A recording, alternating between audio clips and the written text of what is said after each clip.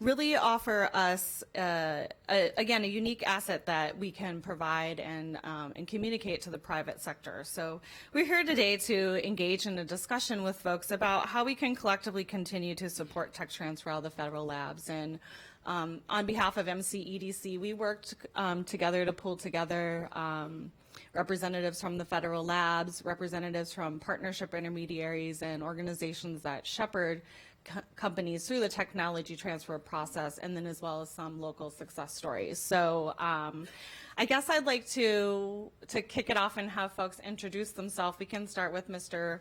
Jack Prevenstein over on that side of the table. Need to please, there's a button below the base of this that you'll need. Very technology focused. There you go. I'm Jack Pevenstein. I'm an engineer with the Technology Partnerships Office at NIST. I am also double-hatted as the chair and regional coordinator of the Federal Lab Consortium Mid-Atlantic region, which is a voluntary professional association of more than 130 federal laboratories distributed across 5 states, Maryland, Virginia, Pennsylvania, Delaware, and West Virginia. And we have a very strong desire to work with the private sector, to work with state governments, to work with municipal governments, to move the technology that comes as byproducts of our mission-oriented research, which is very broad across the federal lab spectrum. We want to move that to the private sector for all of the good that it does, creating jobs, economic development, and so forth. So I'd like to feel I'm the go-to person for that. Ron Casey, Director of Federal Programs at Maryland Technology Development Corporation. Just a quick rundown. I believe there's like 350 research labs in the federal government. Jack, you said, what, 130, 135? 130 in the Mid-Atlantic. Depending on how you count it, there's roughly 88 in the state of Maryland. So a very rich resource. I guess we'll get into discussion about details a little later. But another one of those go-to people along the table here, you'll see a lot of people who all know each other. That's because there's no single door you have to find. Knock on any of them, will refer you to the best one to help you. Hi, I'm Paul Zielinski. I'm the director of the Technology Partnerships Office at the National Institute of Standards and Technology, right up the road here in Gaithersburg, Maryland. I actually serve as the lead of the Interagency Working Group on Technology Transfer for the federal government, as well as a co-chair on the National Science and Technology Council subcommittee on what we call Lab to Market, which is another fancy name for the same thing. And really I'm involved in NIST itself is part of the Department of Commerce, and so we actually have a lead role in technology transfer policy and implementation across all federal laboratories and for the federal government. As well as, in my other day job, I suppose, I'm also responsible for technology transfer actually directly from NIST to the private sector. Morning, I'm Rich Bendis. I'm founder and CEO of BioHealth Innovation, based in Rockville. Created about 8 years ago to focus on the mission of today's topic, partially. We primarily focus on assisting early stage entrepreneurs, scientists, and companies in advancing their commercially relevant technology. Look at transferring out of universities, federal labs, also look at trying to land international companies into this region because of the unique assets and resources that we have, which can be unmatched by any other region of the country. So we'll talk a little bit more about BHI's mission and what we're doing later. Thank you, Rich. Councilmember Friedson introduced himself already. Ken Reichert is here with Senator Cardin. Senator Cardin has been a champion on commercialization strategies at the federal level, and I have also discussed this with Senator Van Hollen in addition, and he's fascinated by the conversation. He's done so much work for our labs and will also be working with us. We have a representative from Congressman Trone's office is here as well. Thank you for that. Mr. Jawando, you just want to introduce yourself. Councilmember Will Jawando, good to see everybody, and looking forward to the discussion.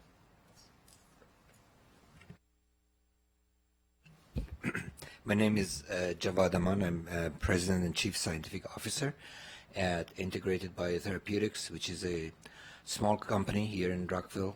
And I used to be a lab rat and transformed into a corporate executive because I had this idea of a starting company that, everybody was shaking their head when I first talked about that, but I somehow started that in 2005. We got our first funding from TEDCO, that $50,000 that has always felt like 50 million.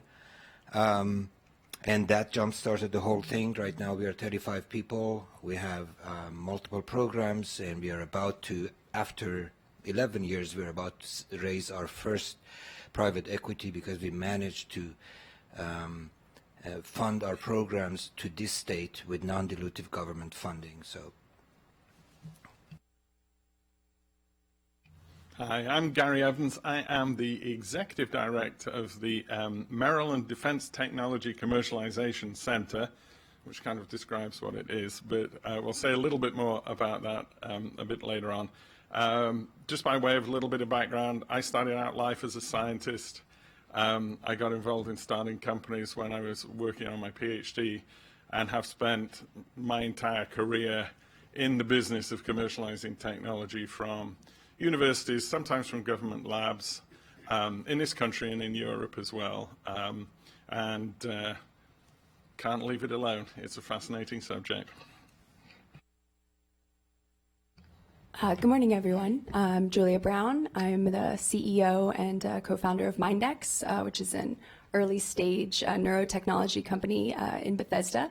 My background is originally as a computational biologist, a software engineer.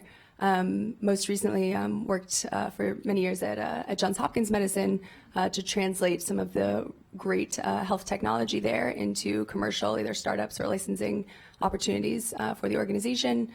Before starting MindX with a bunch of co-founders from the Johns Hopkins Applied Physics Labs. So excited for the discussion today. Hi, everyone.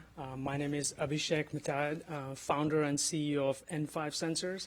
So N5 Sensors is about 15-person company. We are actually located very close to here, Rockville. Like same story, we started like about 6 years ago. I was actually a research faculty at University of Maryland. And then I was also working at National Institute of Standards and Technology. So we developed this technology jointly. Then we decided to start the company. And of course, TEDCO was the first, kind of first round of funders. And now we are about, 15-person company. So we make environmental detection technologies that protects first responders and armed forces against various chemical threats. So we manufacture sensors, systems, solutions, all of that. Thanks.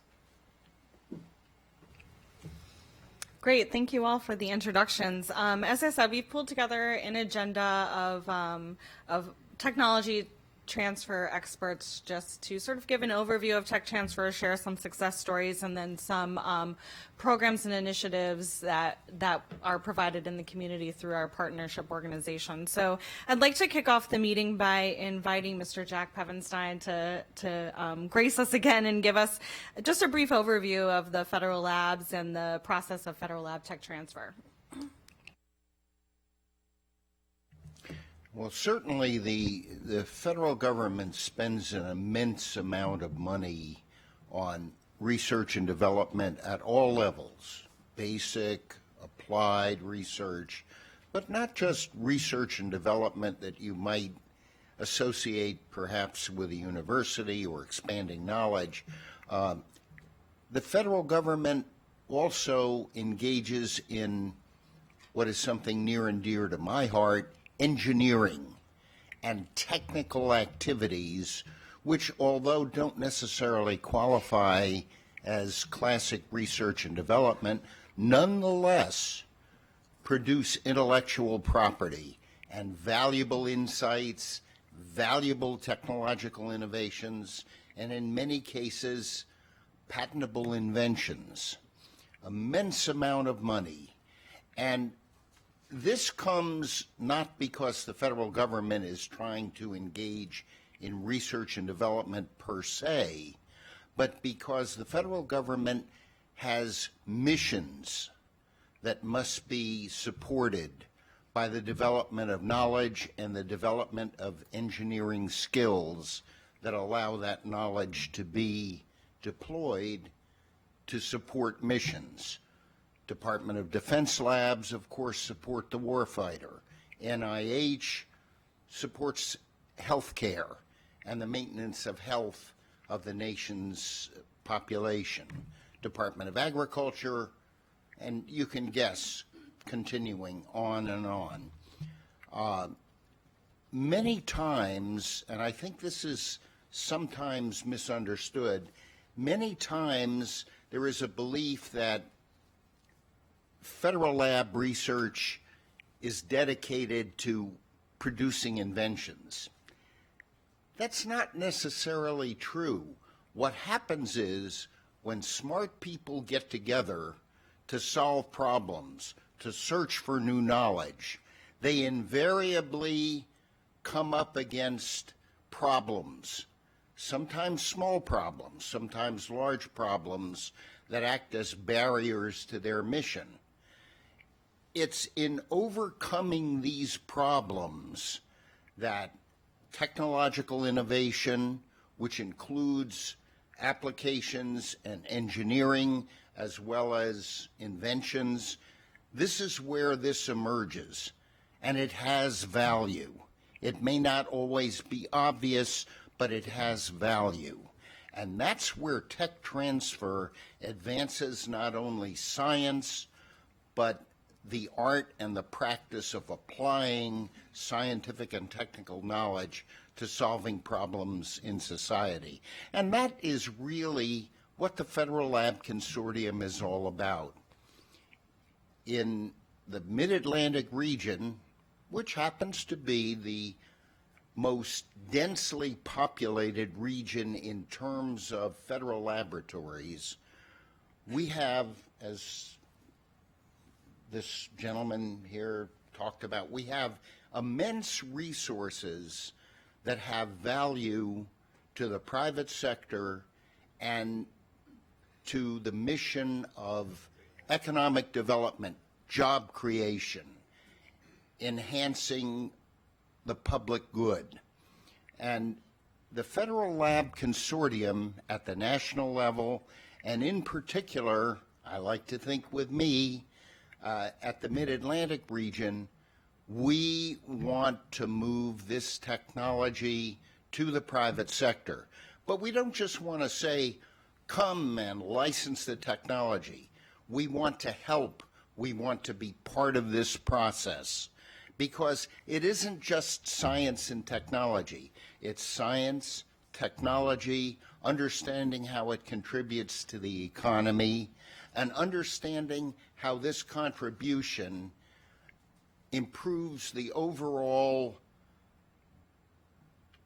condition of people in our region. So, an open invitation to come see me. I always say I can run, but I can't hide.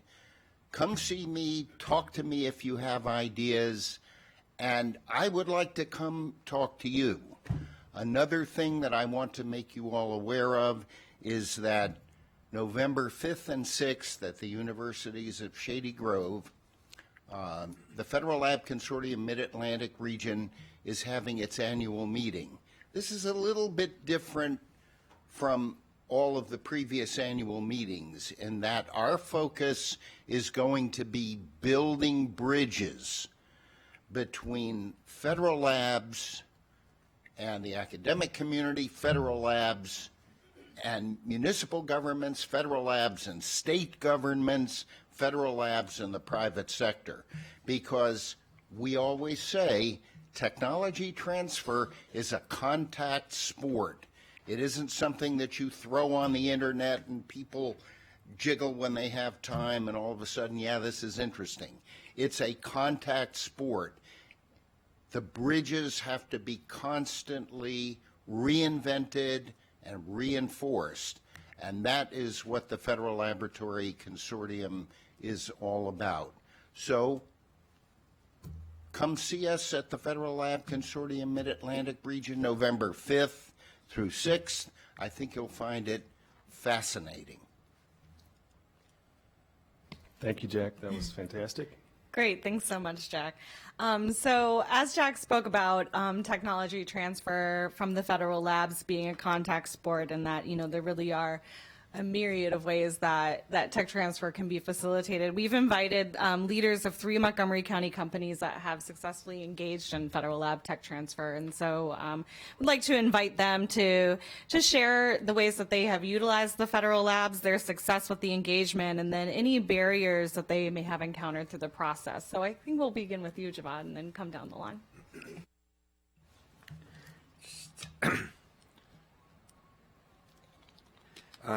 So as I mentioned, our work really started with a tech transfer, and that was from USAMRIT, Fort Detrick, where I used to work as an immunologist. We used to work on vaccines that were important for the defense, biodefense,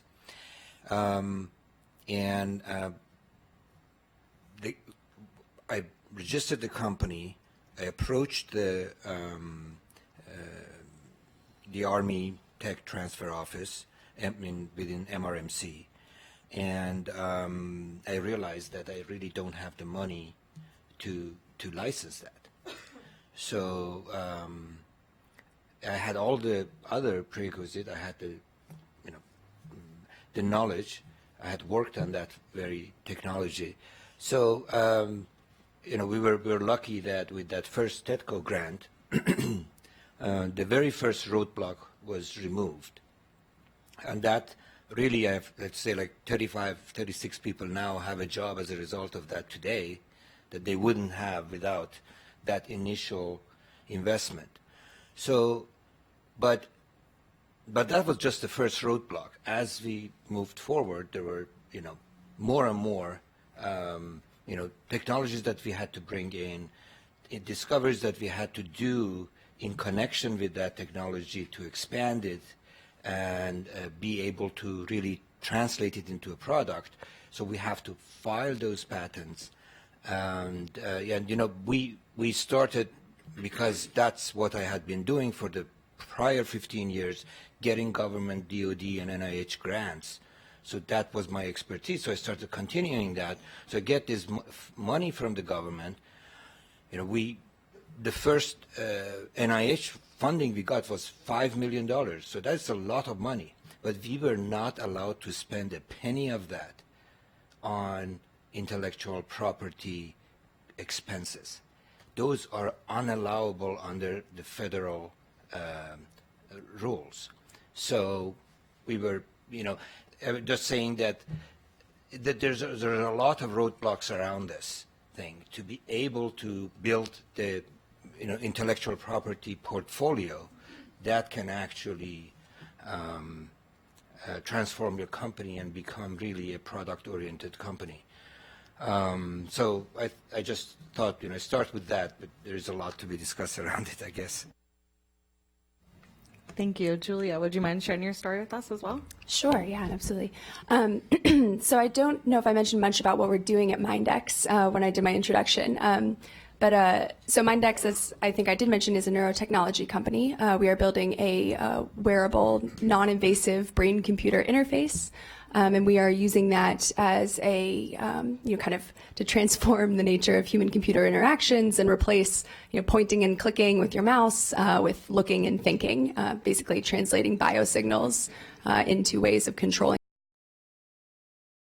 That work was, built out of about $200 million worth of research from both DARPA and Johns Hopkins Applied Physics Labs in a program that was funded by my co-founder, Jeff Ling, who was the director of DARPA's Biological Technologies Office for many years. an effort called Revolutionizing Neuroprosthetics, which very much aligns with the Department of Defense's mission, but also had very interesting ramifications both for health on the medical tech side, for truly intuitive neuroprosthetic control, as well as for a piece that I was particularly interested in, which was more on the consumer computing side of things. So in developing this wearable system, we've been extremely fortunate to have a very close partnership with Johns Hopkins APL.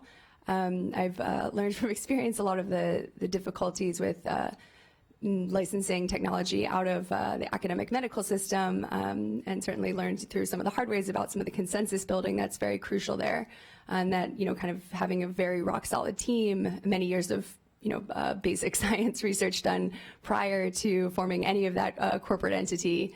So definitely, I think Mindex has been successful by several of us just kind of waiting for 5 years until the market was ready, until we had a good early seed VC lined up, and until we had also a big research partnership with Facebook's Oculus Reality Labs, which we did last year for a couple $1 million of early non-dilutive funding. So certainly there are a lot of challenges, particularly if you want to do a deep tech hardware, software, full stack company, that doesn't have the type of hockey stick adoption that most investors on the VC side want to see. They want a mobile app that you can push out to 1 million people in 12 months, and they have a 24-month max return horizon.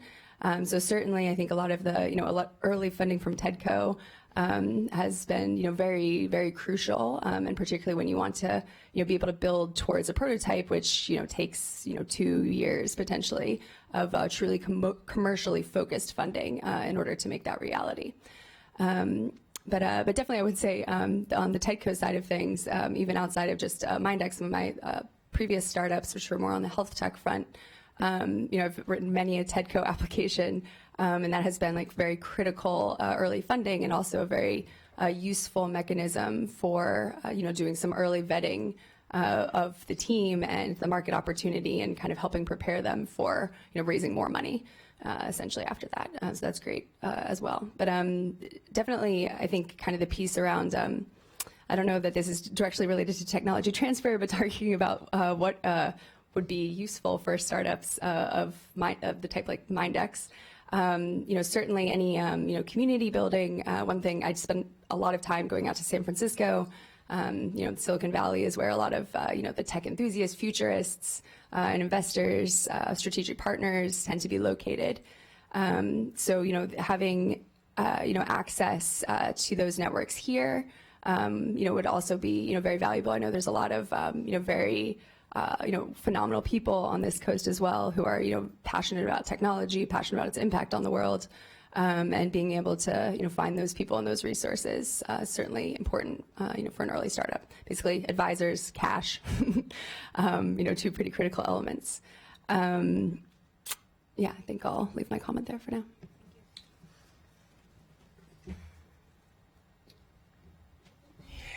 Yeah, so with N5 sensors, I'm just kind of basing all the opinions about from my personal experience. So same thing, I'm echoing these excellent entrepreneurs. When you first start a company, and I realized after 7-8 years, is that the problems never go away. It's always evolves into a different set of problems. It's always challenges, and to successfully build a company, grow, and employ people, and then eventually exit, you need those. You need a solid ecosystem to support you at every stages. Like for example, when I decided to start the company, it was just me, in my spare time at night, bedroom table, looking at proposals, looking at opportunities. So then the biggest challenge was finding that information or the things that I need to convince me that I can take the leap. So it took me 6 months. Versus when you go to West Coast, people already know that they want to start the company. So I was a faculty researcher at University of Maryland, also worked at National Institute of Standards and Technology. All my life, my past career was a scientist. So nothing that I went through prepared me for this journey ahead. So it was kind of scary. So I wish we had more of that, like easy support system that you get into, get all the information, and then if you want to take the leap, then you go to the next set of people. And then I met Biohealth Innovation, Rich and his team. So the next challenge was trying to find a tiny space when we found a little bit of money from TEDCO. And I thought, if I found the space, if I found a little bit of money, 7 years ago, I thought all my problems will go away. I'll be, we'll have a product and everything. That never happened. I mean, we do have products after $7, $8 million, I don't know. But the problem was finding that small space. So I was going around, different locations where they have big labs, and I had no money to afford that space. So then Rich and his team found me a small lab space that we now grew into the entire floor. Then obviously there are other challenges, like my previous speaker said, that funding, which companies need all the time, and sometimes that funding could be strategic, like from 100 grand to $1 million makes a huge difference where you get it, when you get it, from managing cash flows, building a production line, with buying a small piece of equipment that can change the whole game in the production of that, the product that you're delivering. Because, the half of our company is supported through different programs like DOD, DHS, and all of that. But we want to build a company that's much bigger than just doing federal contracts and government projects. Don't get me wrong, it's fantastic in supporting and adopting these deep tech technologies that VCs, clearly have a problem kind of going all in because it's a lot of risk. So government comes in, TEDCO comes in to support that, but we need more people or more of these early adopters taking the risk and then obviously taking it to the commercialization part of that. And that's, that the challenge that we are trying to solve right now is how to grow the company and have a big, commercial success. So, I mean, there are many, many other things that I can keep going on, but I'll stop here. Great. Thank you all for sharing your stories. As we've heard from these successful companies right here in Montgomery County, this is kind of driving home the point and the importance of us supporting federal lab tech transfer. And I just wanted to kick it back to Jack Pevenstein just for a few minutes to talk a little bit more about the positive social impacts and the impacts that federal lab tech transfer can have on our local economy and how supporting not only the community but businesses such as these can be definitely a benefit to our efforts. Thank you, Christy. I'm more and more persuaded as each year passes that I become involved in, that I'm involved in tech transfer, that the positive impact of the emergence of federal technology that can be used by the private sector can only occur when we start to build bridges. It's very important if we want to see this technology that emerges, it's very important that we not just expect the technology to transfer itself, or if you build a better mousetrap, they will come. What's important is to build the relationships between individuals in the private sector, entrepreneurs, large companies, small startups, universities, elected officials at the state and local government level. It's important to build these relationships. And the relationships, you can't simply wave the hand and expect these relationships to occur. They involve communication. They involve people enjoying each other because of the intellectual stimulation that occurs when people consider, look what these people have done to solve a problem. I think we can use that. That's the kind of constant intellectual feedback that is necessary in order to promote this kind of interchange and this kind of economic development.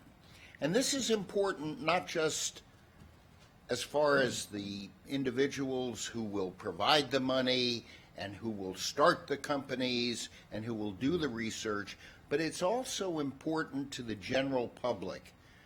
Sometimes the general public mistrusts people with engineering degrees or with science degrees. You know, these people are kind of weird, they're strange and so forth. So the public itself has to come to trust the communities of scientists, engineers, and business people. And all of this is a part of building bridges. And over the years, having worked with TEDCO, one of the things I see is that there is a certain richness on the part of the interaction between TEDCO and not just federal labs, but economic development organizations, universities, and so forth. And it's very interesting. Everyone from Maryland should understand TEDCO's reach in terms of what they have accomplished goes beyond the borders of the U.S. In August, my wife and I were in the UK on vacation, went up to see the military tattoo in Edinburgh, and of course, I had to do a busman's holiday. I had to go see the tech transfer office at the University of Edinburgh. They had heard of TEDCO. They knew of TEDCO. And in some ways, the University of Edinburgh, along with another large university in the Edinburgh area, Heriot-Watt University, had actually replicated a lot of the activities along with the municipal governments of smaller towns and the larger cities. They had actually replicated some of the activities that TEDCO had done. So it's very impressive to see how Maryland has really engaged in this process of tech transfer.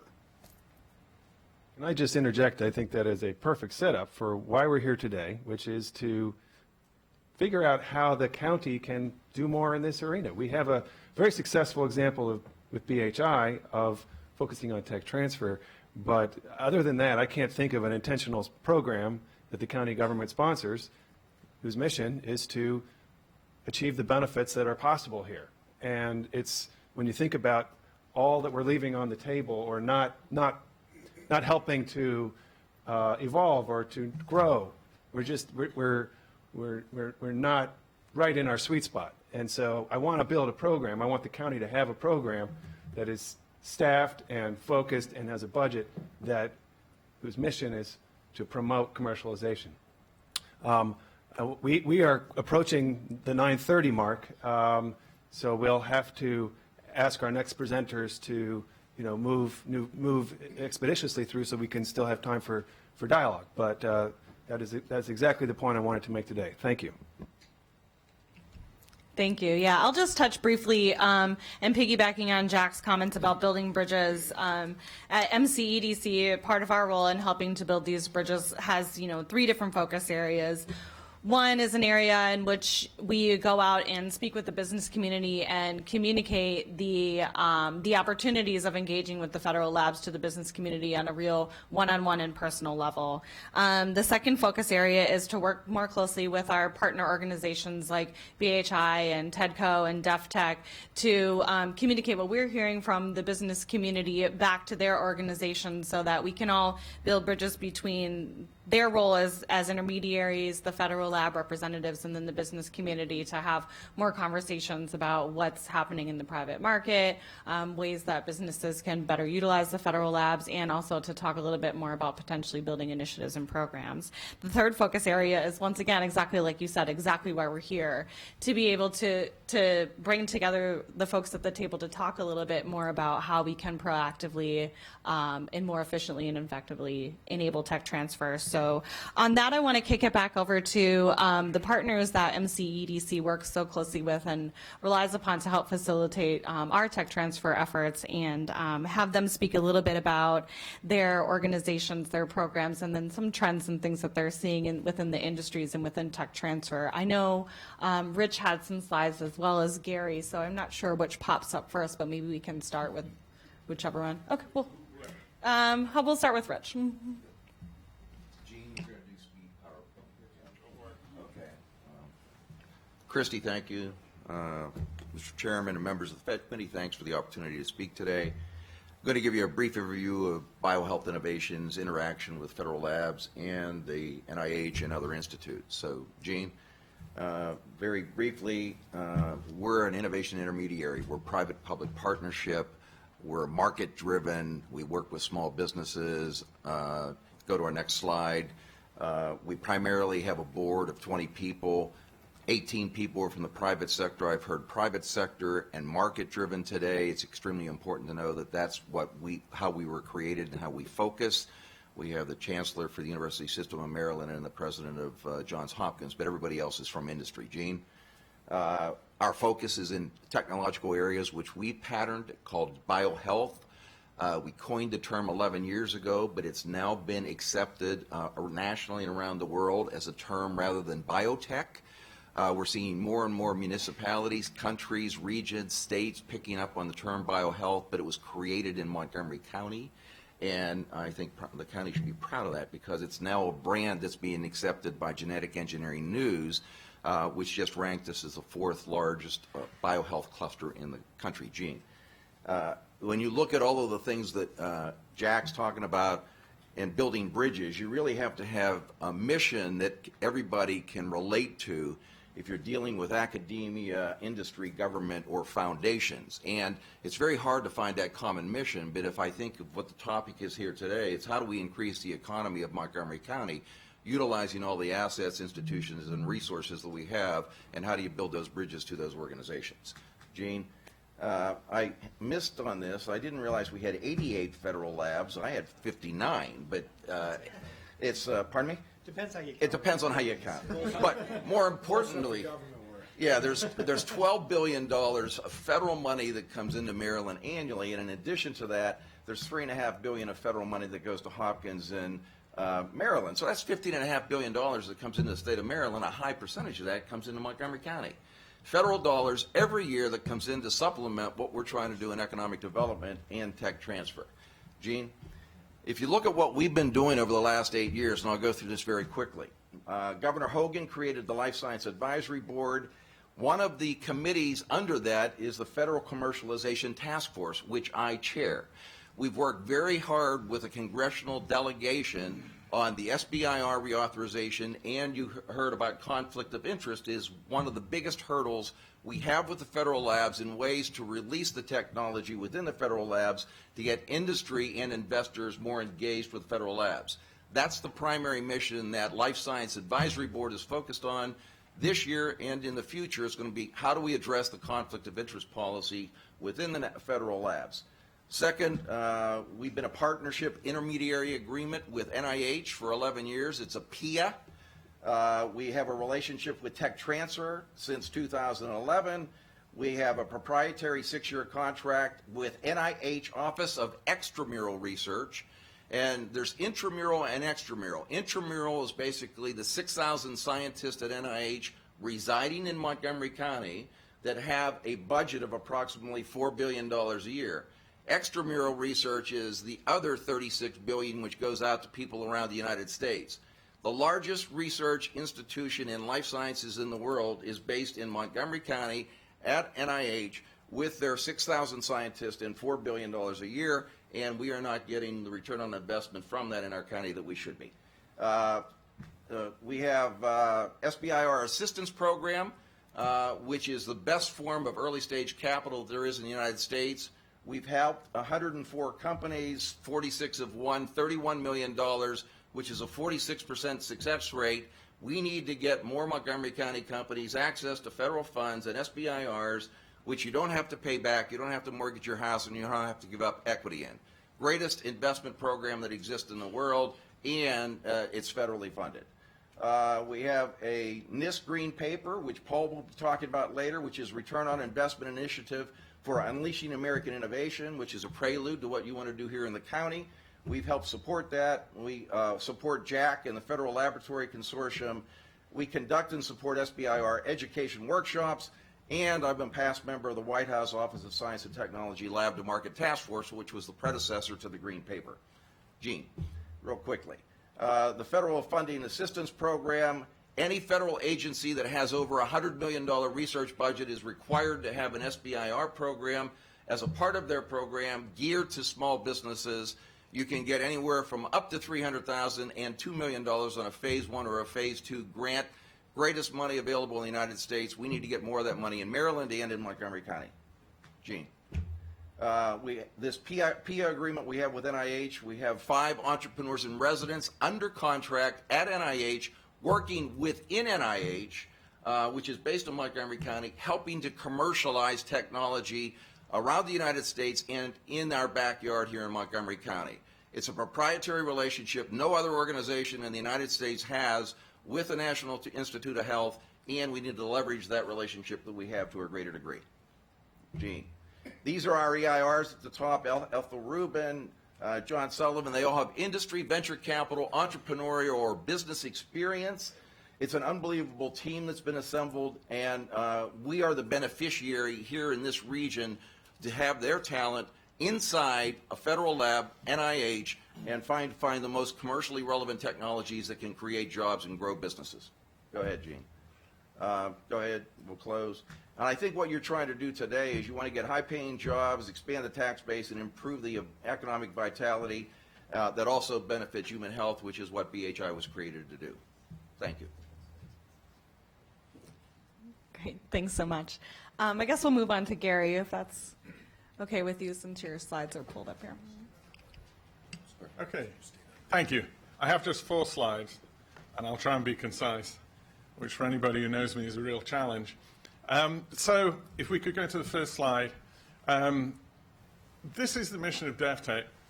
Our objective is to create sustainable economic growth by assisting entrepreneurs, which could mean entrepreneurs in existing companies, to create and grow successful companies, specifically by leveraging the intellectual property, the facilities, the equipment, and the other resources that are available through the federal research labs in Maryland. And again, the question of how many are there is up for debate. I have 72. But our focus is on the Department of Defense labs, of which there are 8 primarily who we work. Before we go on to the next slide, I'd just like to make a couple of points. Why do we do this? Why is an organization like ours or BHI necessary? Well, in my experience, starting companies is difficult, and I've done that a lot of times, and it never gets easier. If you layer on top of that trying to commercialize a technology that is usually at a fairly early stage, that's even more difficult. And in the present case, when we're working with the Department of Defense, their mission is to ultimately put the tools and processes in place to actually aid the warfighter in their mission.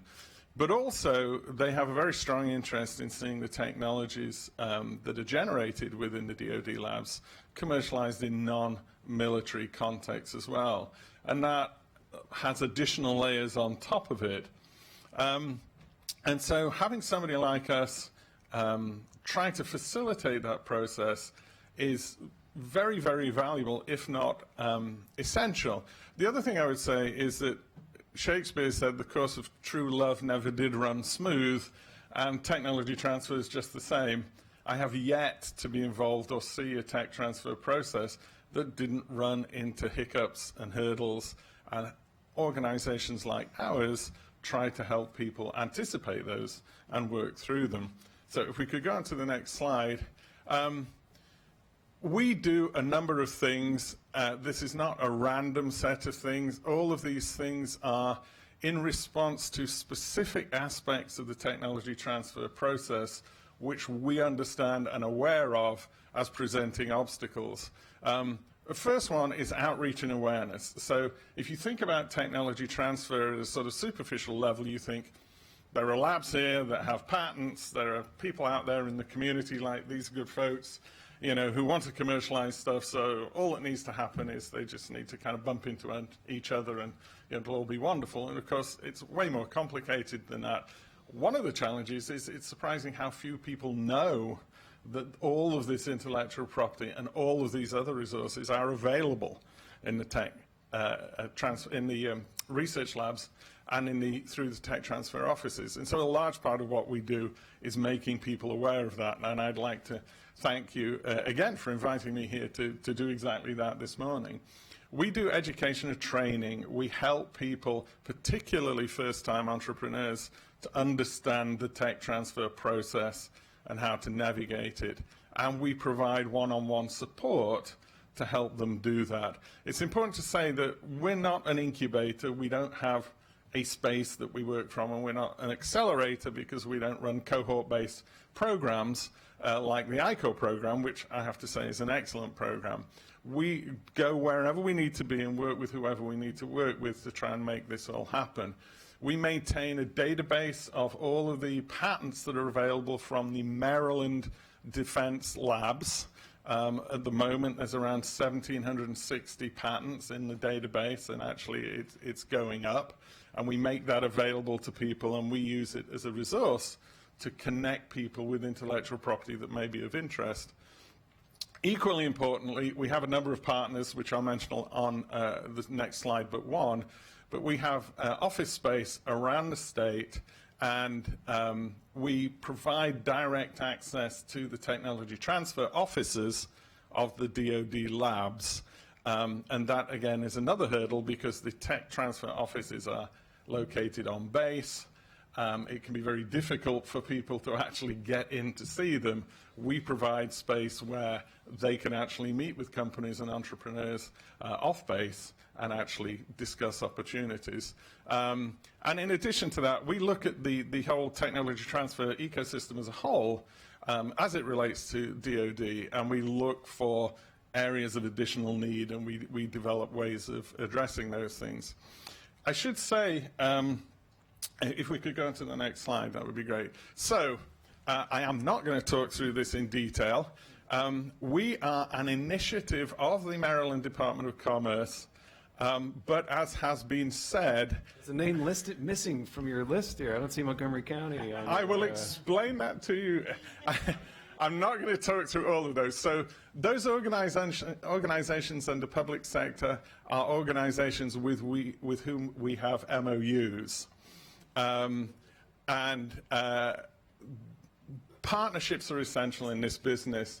As Rich has said, as other people have said, you know, this is a contact sport. We can't do it all. We need networks. We need to build those networks, build the ecosystem, and leverage them. We have a couple of private sector partners as well, and we have 8 DoD labs, 4 of which have signed MOUs with us, including the National Security Agency. So, like I say, I won't talk through that in fine detail, but I'll certainly be happy to talk to you about it afterwards as to how all of that fits together. Bring the MOU with you, because Tina and Jerome can sign it right now. I should have done. I want to thank Councilmember Friedson for that one. Okay.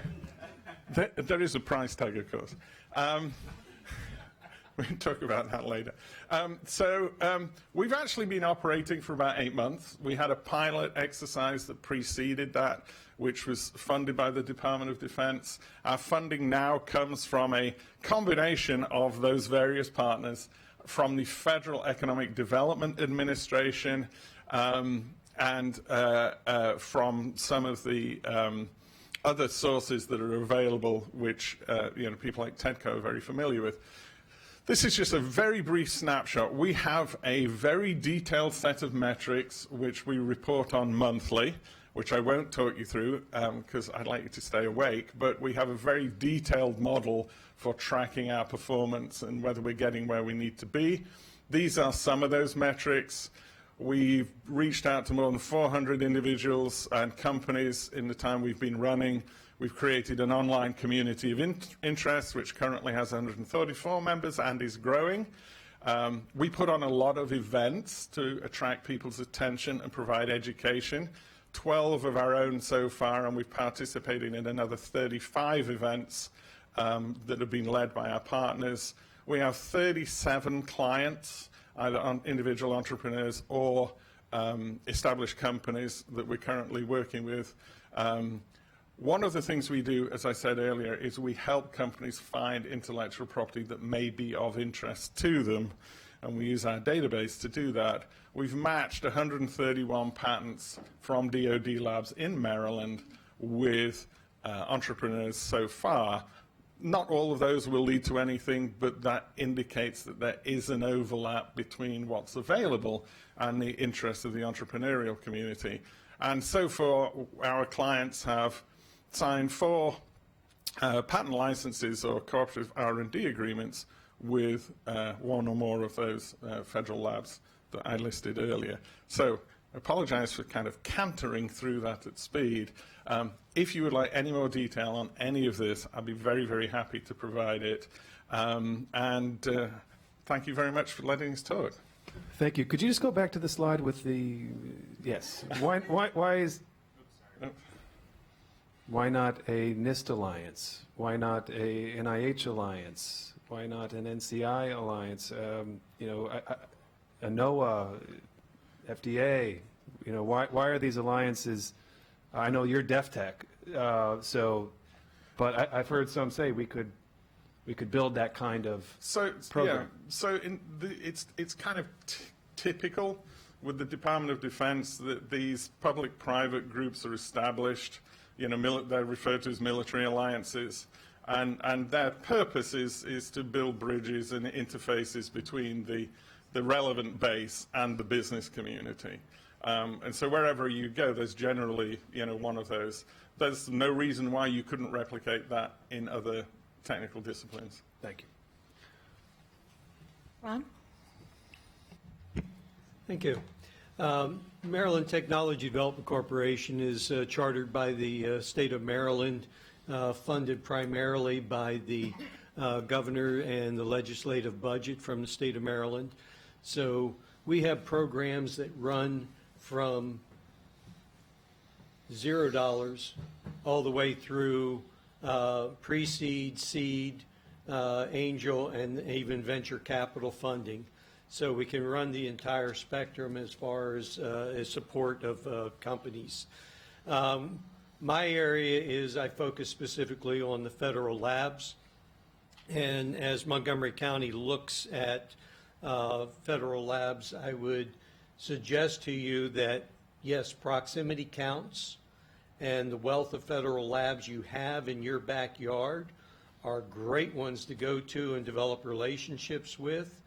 But I would not think only those labs. The theme I hit on at TEDCO many years ago was, I don't care what federal lab helps grow a local company. If I got a company that wants to do something in renewable energy, I want to connect them with the Department of Energy's National Renewable Energy Lab. And the fact that it's on the, out in the western part of the United States, I don't care.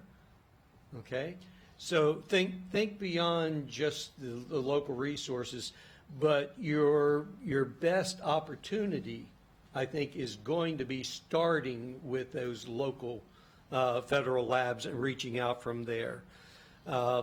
The other thing that I'd like to mention is the R&D spending in the federal labs for the state of Maryland runs somewhere between $16 and $20 billion a year. Why not tap into that? And there's different ways. I've heard about the patent license agreements and the technology and spinning it out, but these federal labs also have unique facilities, equipment, and expertise, and data sets, and anything else you can think of that would help a company. So in many cases, a cooperative research and development agreement, or getting you access to NIST's nanofabrication facility, which is designed to be a user facility.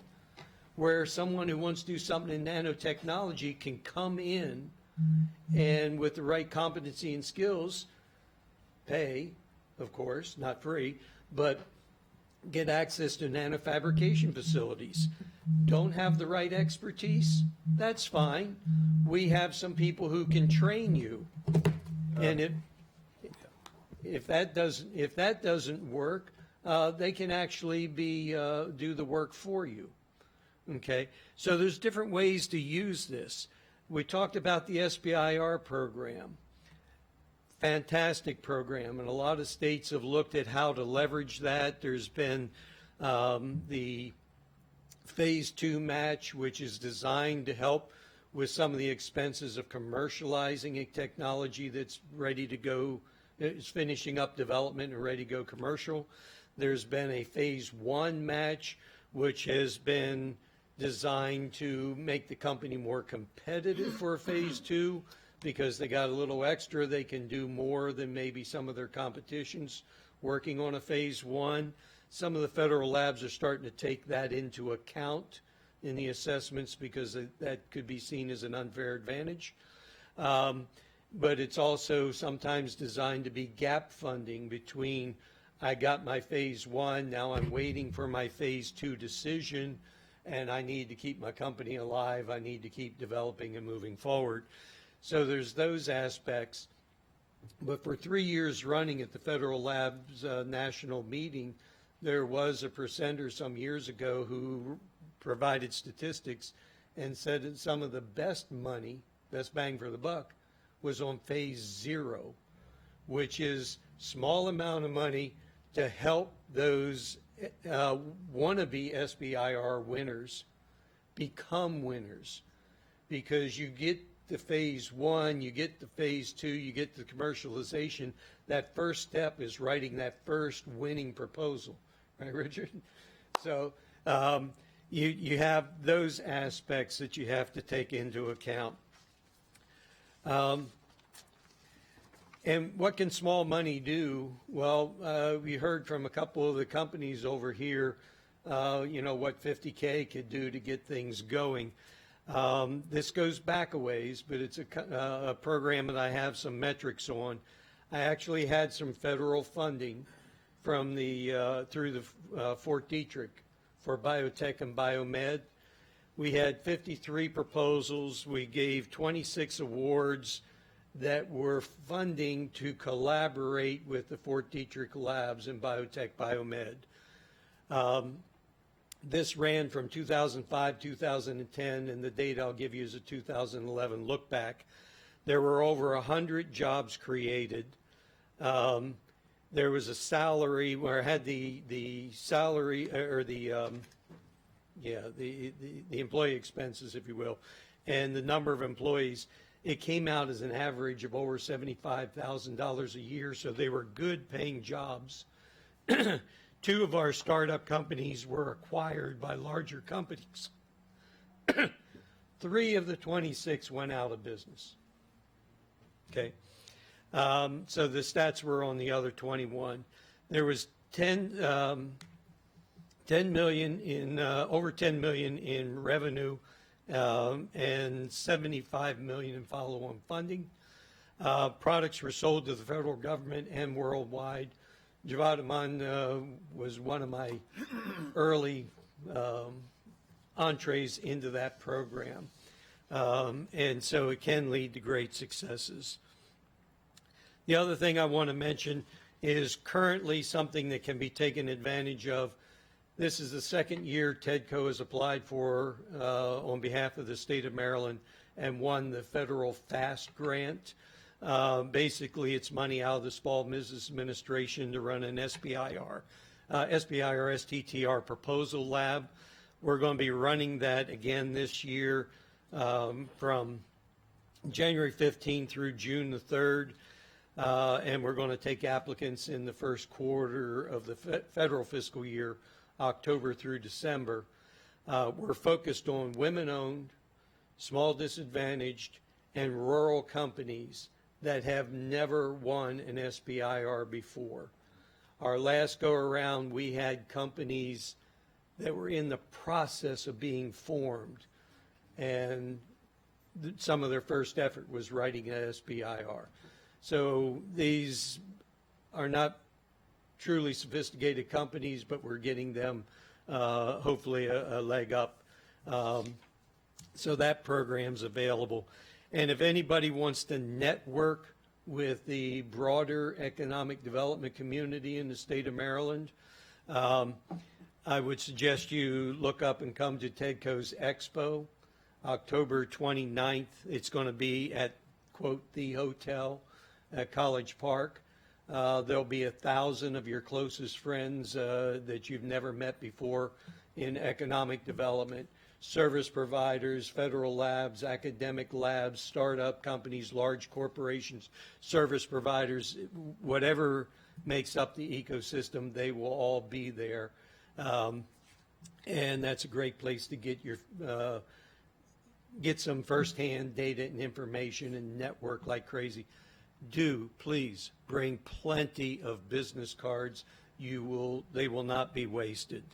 And the other thing is some of you may have seen me up here with my little device. This meeting is out on LinkedIn and Twitter already, so I couldn't resist. Anybody has any questions, I'll be available, and hopefully I brought enough business cards with me. Christy?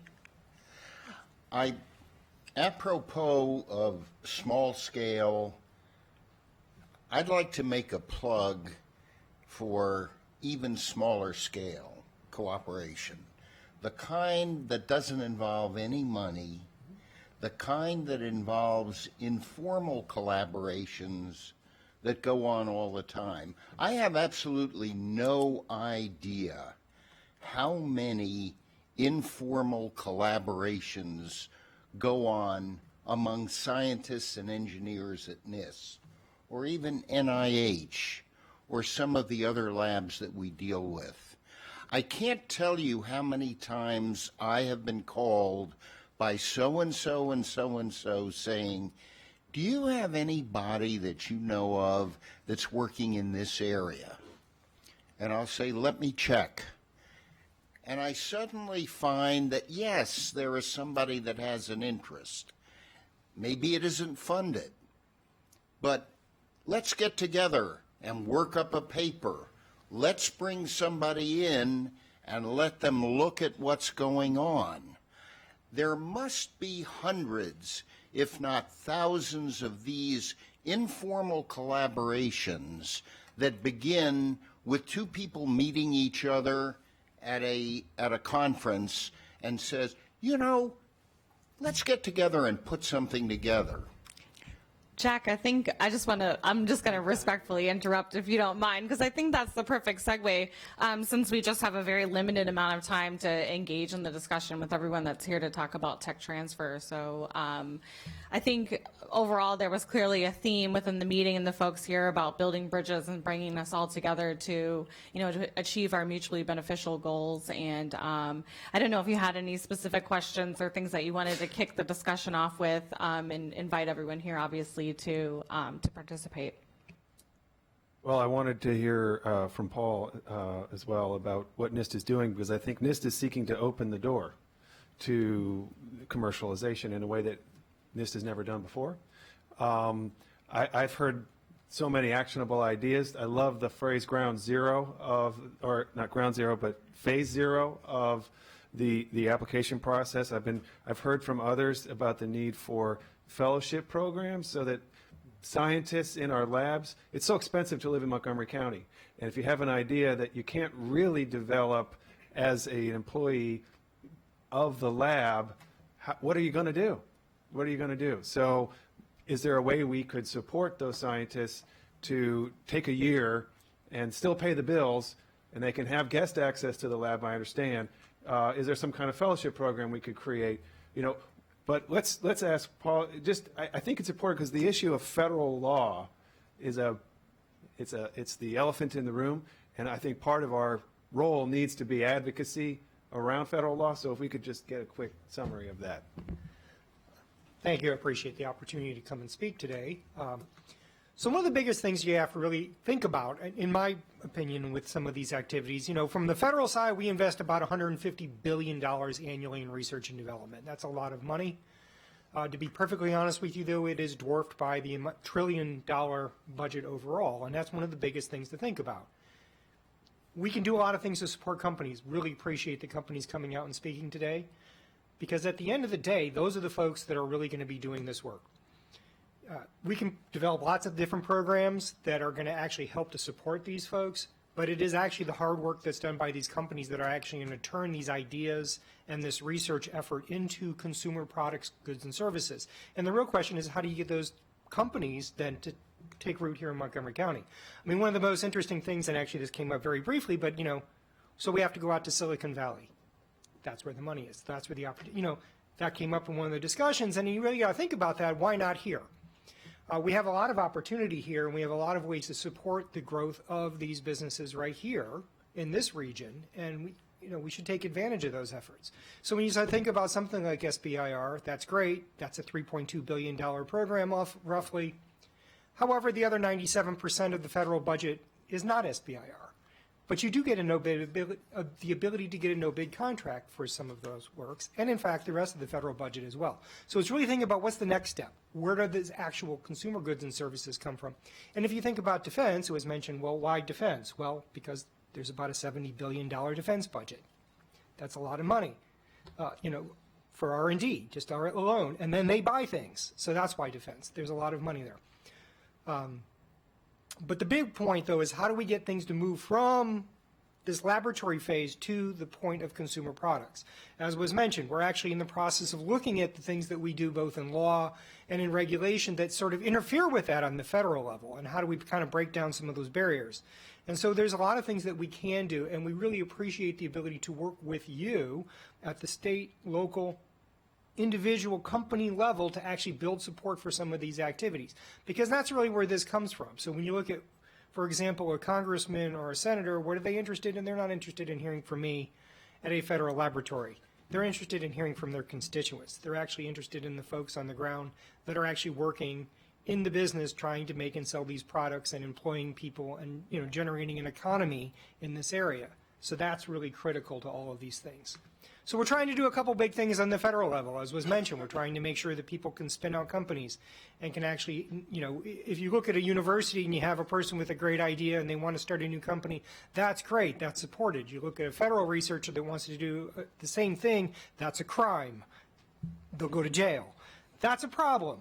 So we want to address those types of things. We want to break down the barriers on things like how we actually operate in a new world of a digital economy. Our laws are basically from about 1980.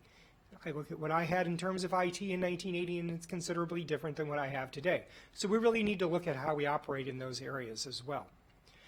We need to think about things like healthcare and other activities, and how do the research activities actually make it out into the marketplace? Give another great example from defense. You think about defense spending. We don't make things. You think about a fighter jet. We don't make those. The government doesn't make these things. We buy them. We buy them from companies. It all gets transferred to a company.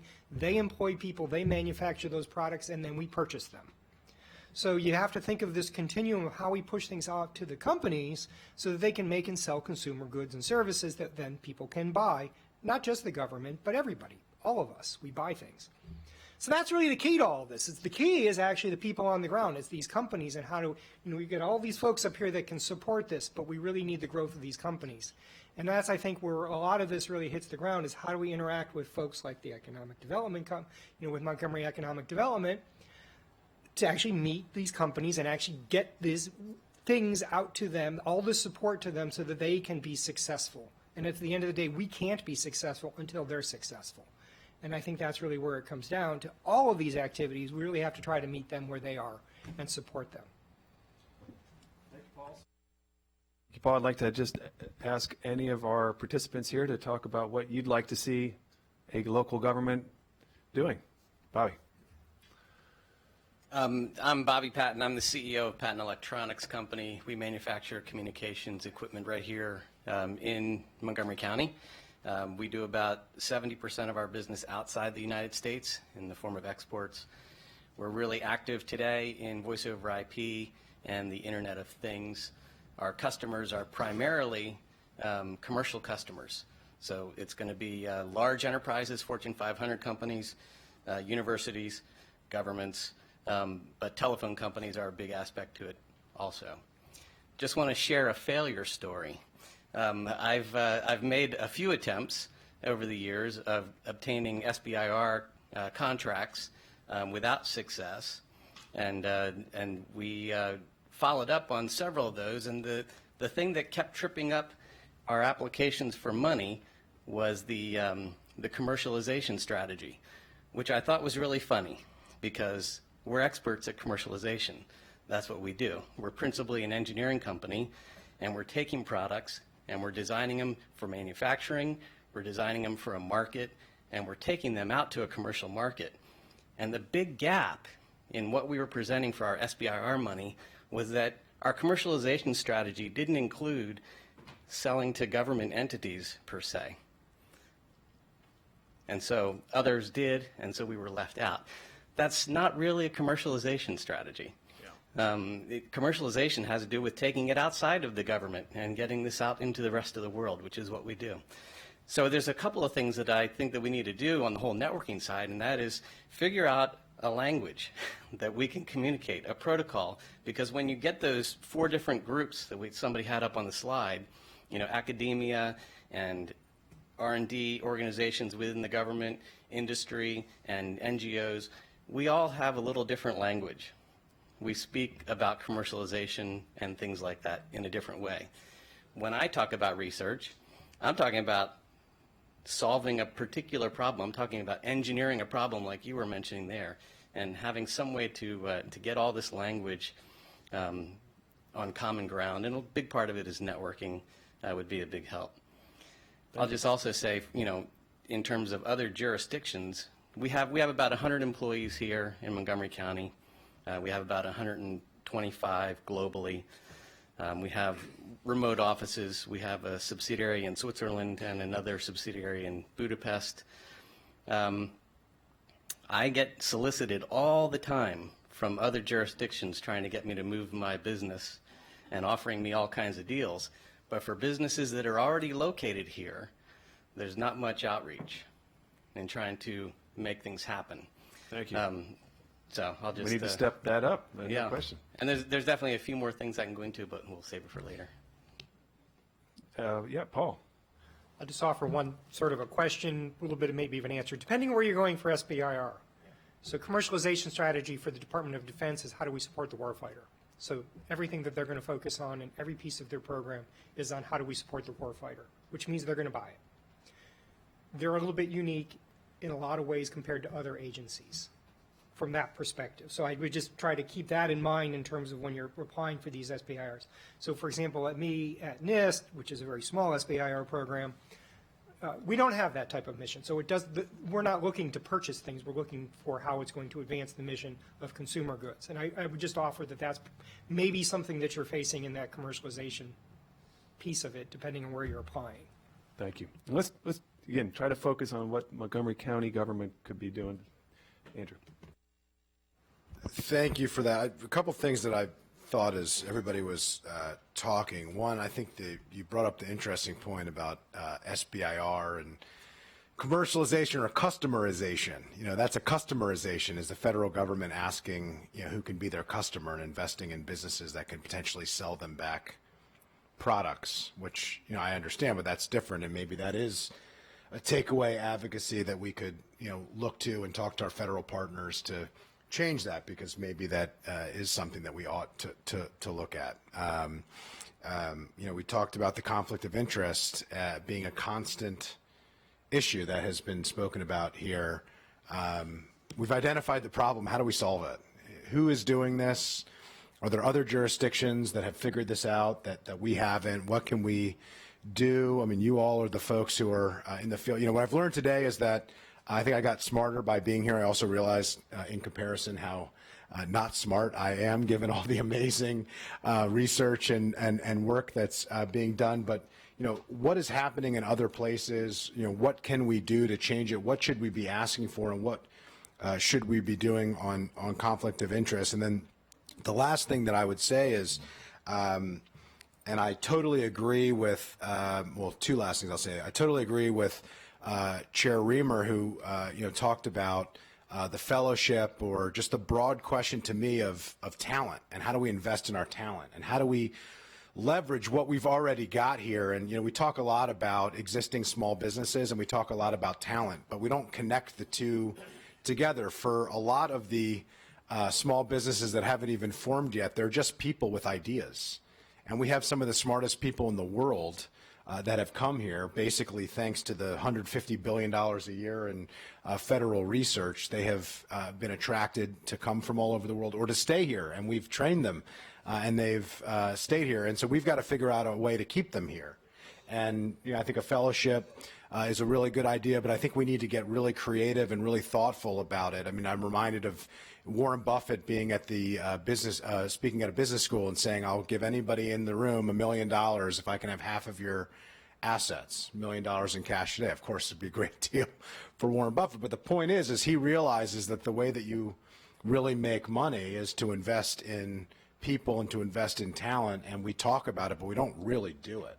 And so let's come up with creative ideas. Hopefully this group can help us to figure out how we do that, and what would be the best way to leverage the least amount of taxpayer money for the greatest amount of economic output. I think that should be our goal here. And the last thing that I'll say is the silo piece, because it struck me too that Councilmember Reamer mentioned about the defense, and you talked about, well, you could certainly replicate this in another discipline.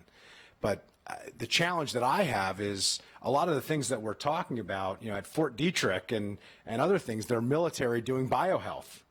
And I don't know how you separate these things. And I get from a core competency from the business sector side of why you want to focus on one key area. But our job in government should be to eliminate those silos. And I think we do a terrible job of that. I think it's almost non-existent. And so I think part of this conversation, part of the appreciation that I have for this particular discussion is that we have all of the different areas up here.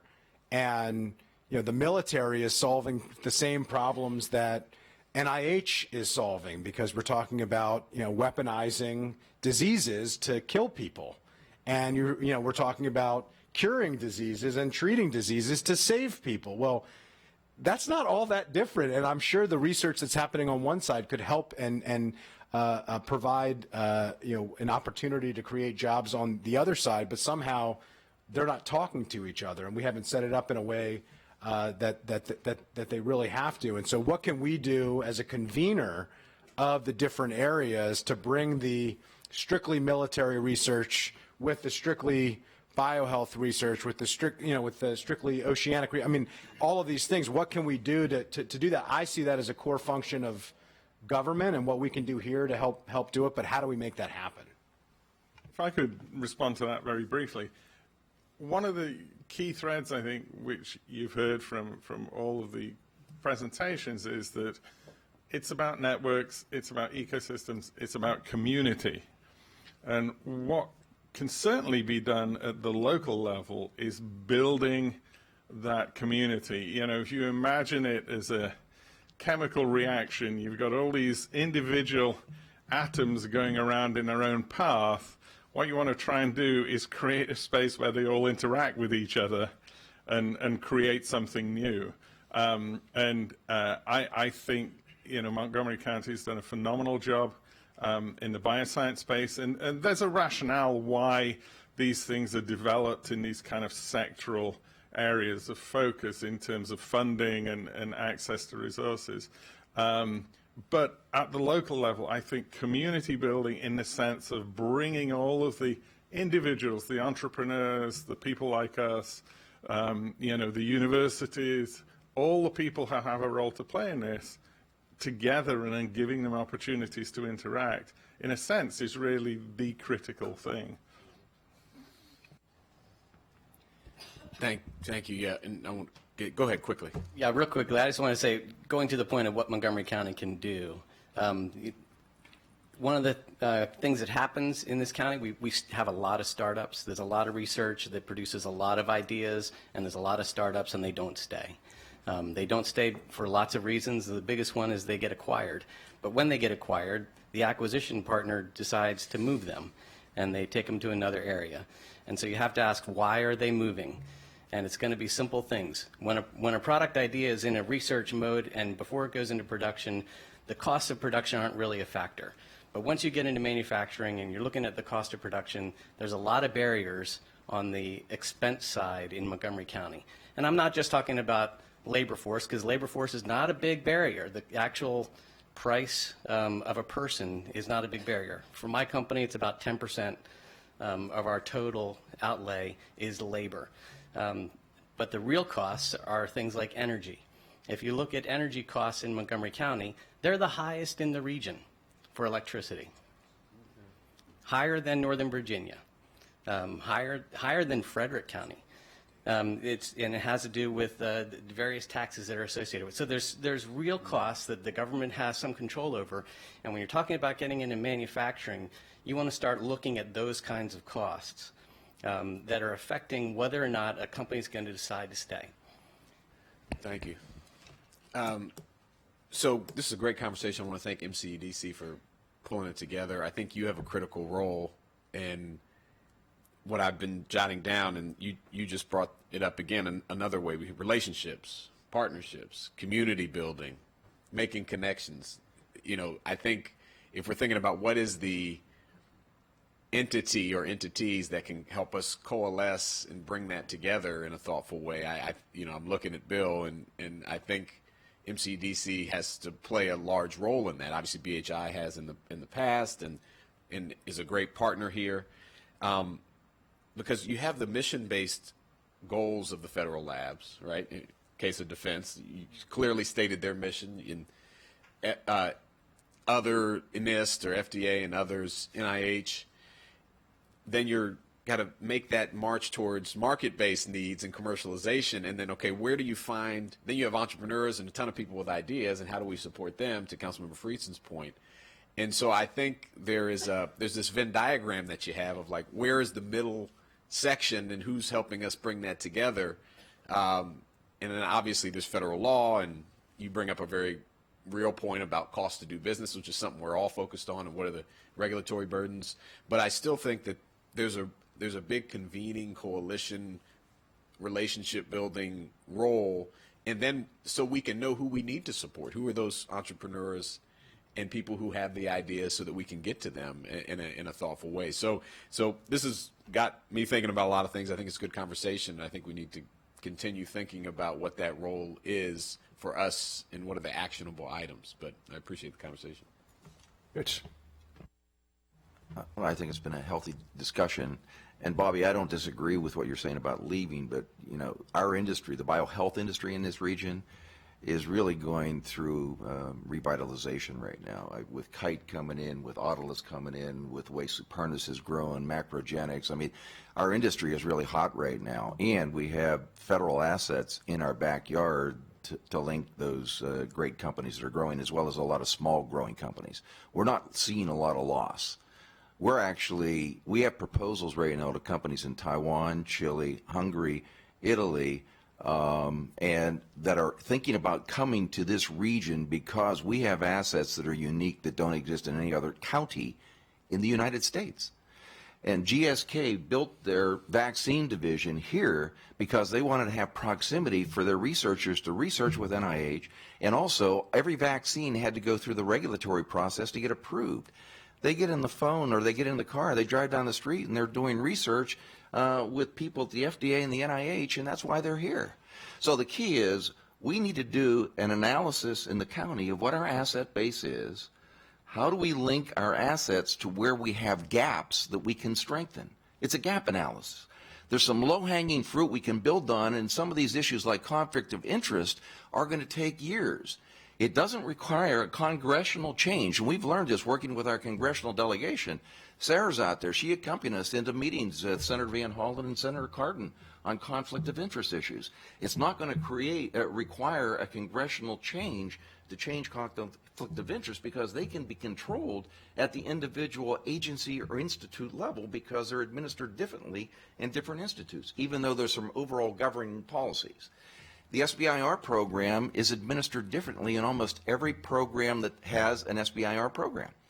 And the best thing we do is we get the company that wants to get an SBIR to go meet the program manager and sit face to face with them and say, what are you looking for? Here's what we're trying to do. You have a much greater chance of succeeding if you get with, we have the ability to have people get in the car, go meet with a program manager down the street and talk to them about what they're going to submit and does it fit.